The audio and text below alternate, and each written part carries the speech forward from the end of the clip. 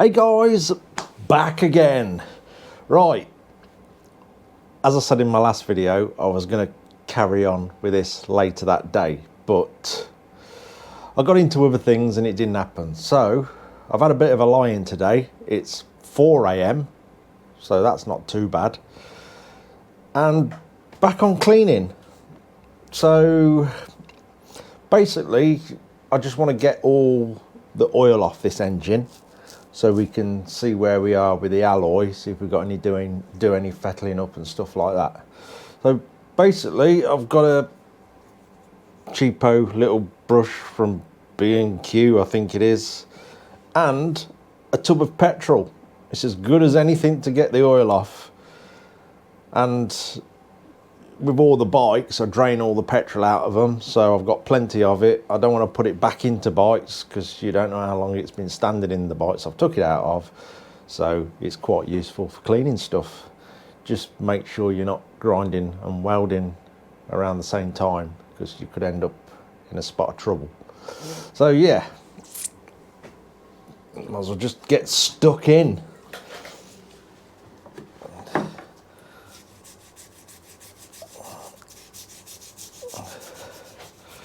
So this engine's quite dirty, but like I said, the alloy is not bad at all. I really don't think I've got to do any dressing up on it by the look of it. And we'll see more when we get all this filth off it. Got a washer sitting in the muck there. That looks like it's out the cylinder head. We'll replace all them anyway.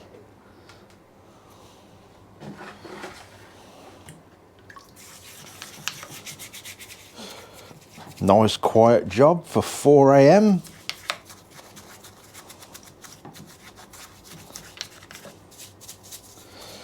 As soon as we've got all the muck off it, we'll be taking all this off, because I've got full gasket sets for these engines. And obviously cleaning all the surfaces up with the old gaskets. I've had the Scotch-Brite polishing mops come, so we can start brushing some of the cases up.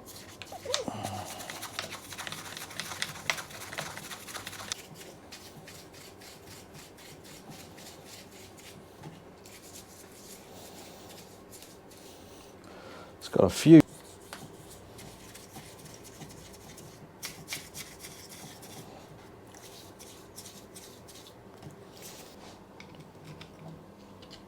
Some of the thicker gunge, a bit of a helping hand.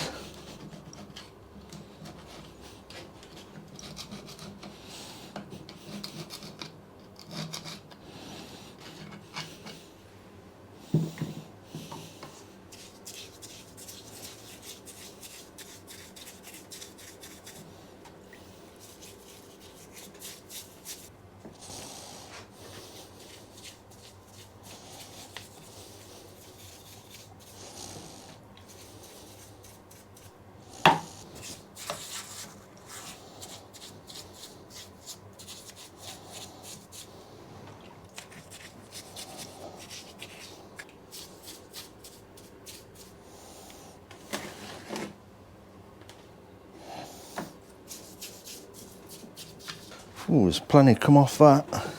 Good thing about Enfields, they come with their own engine stand.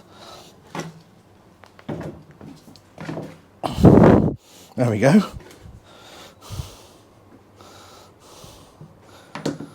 Ooh, some thick stuff down there.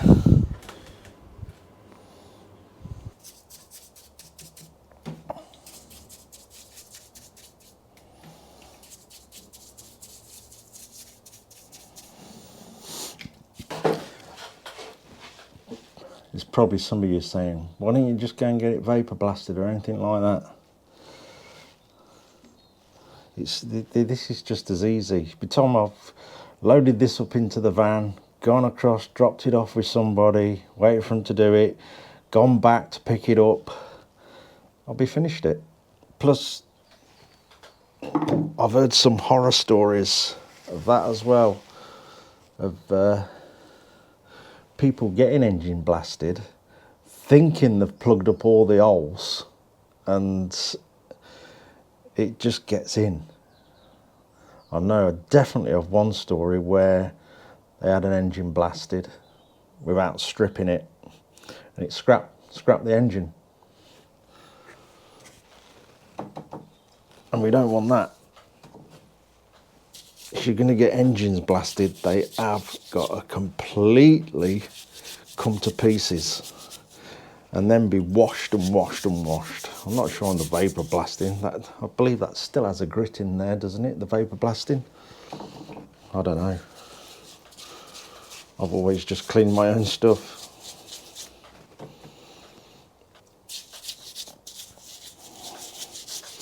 Same as tanks, fuel tanks. I've even heard horror stories with them where people have had them blasted thinking they've plugged up all the holes and sealed them, but that stuff gets in everywhere, especially if you've got a blaster that's not really careful. They don't realise they've got a load of grit inside the tank. They build a beautiful bike, build it all back up, fuel it up, then realise they've got a load of grit going through the carbs. And they have had monumental problems.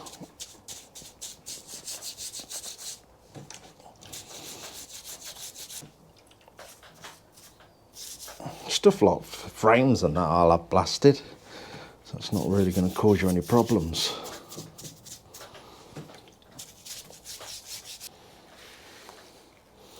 Let's get in there.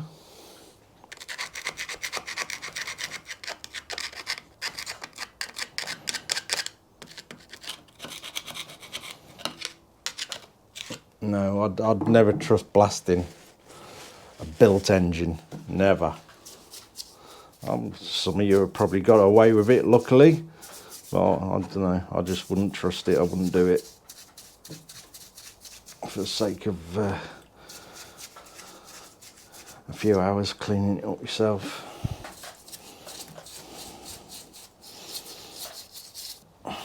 Could end up saving you an absolute fortune.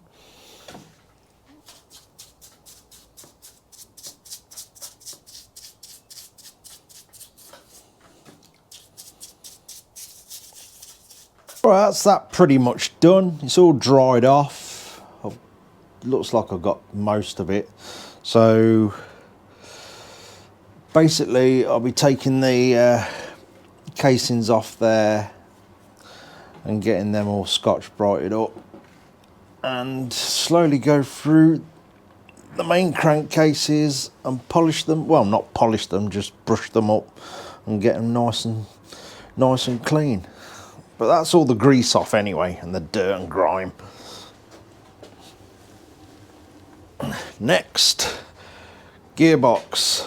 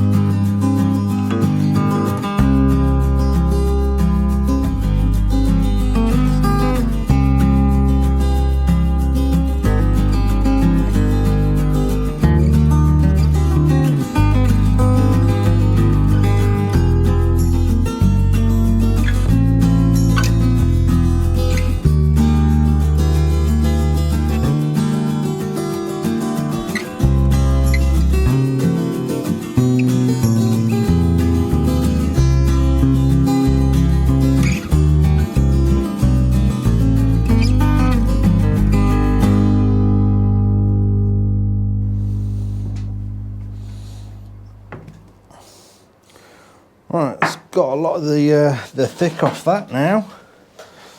So again, we'll be taking the covers off and brushing them all up. Get in there a bit.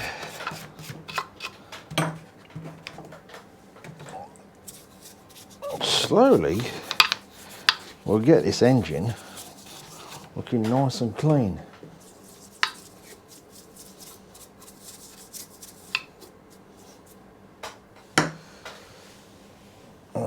Put that out of the way to dry out. Let's give this a bit of a soak.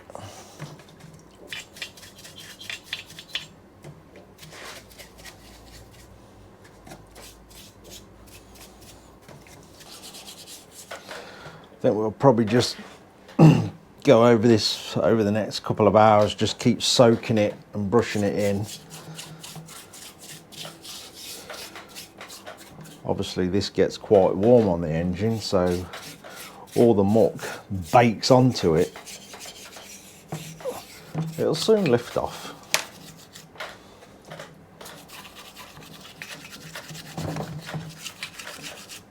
So much better. There's not a lot of dressing up to do on that at all. In the past on some of these cylinder heads, I have spent hours and hours and hours and hours trying to get them to sort of look okay.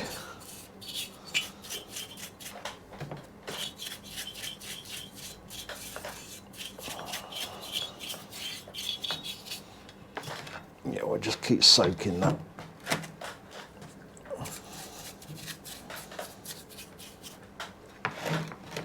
So what I normally do with the barrels is take them to my powder coater, because he's quite sensible with the blasting, and he has got big rubber bungs that he can like block everywhere up, and he'll lightly blast over this, because it is a pain getting in all the fins to get all the old paint off. It's virtually impossible. So he'll blast over that, then I'll paint this again. So I won't even bother washing that off. Like I say, I trust him, so he covers all the important surfaces up and is very careful. So that'll go to him.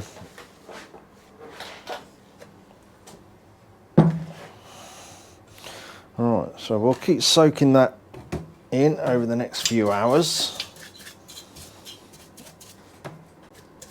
And it should start to look a lot better. In the meantime, it's cup of tea time, and we'll get the Scotch-Brite mops and start doing these bits. So we got the Scotch-Brite mops come. Got here. So we've got 3 coarse wheels that will really rip into any deep down grime, and then we've got fine, which will give them a nice bright finish, but obviously not like polished chrome or anything like that. So I've already got a coarse one in, which I've been using, but we've got all these because there's going to be a fair bit to clean, and they do wear out quite quickly. So let's give this a try on the wheel I've already got in.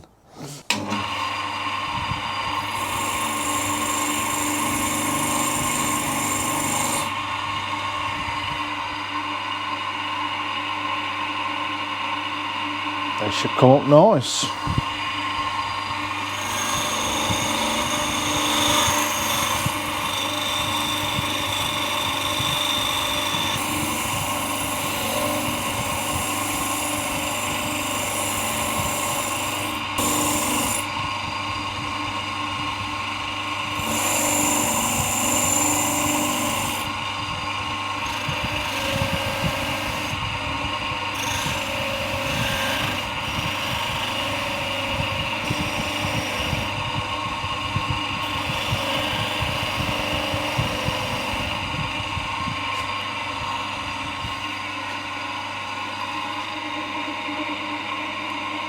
Get in there.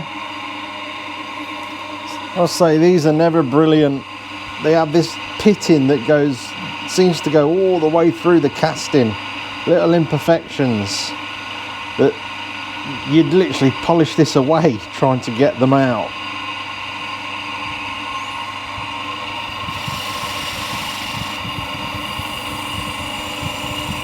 Right, I've done a bit more messing about with these. I went over it again with the course wheel to try and drag some of the imperfections out.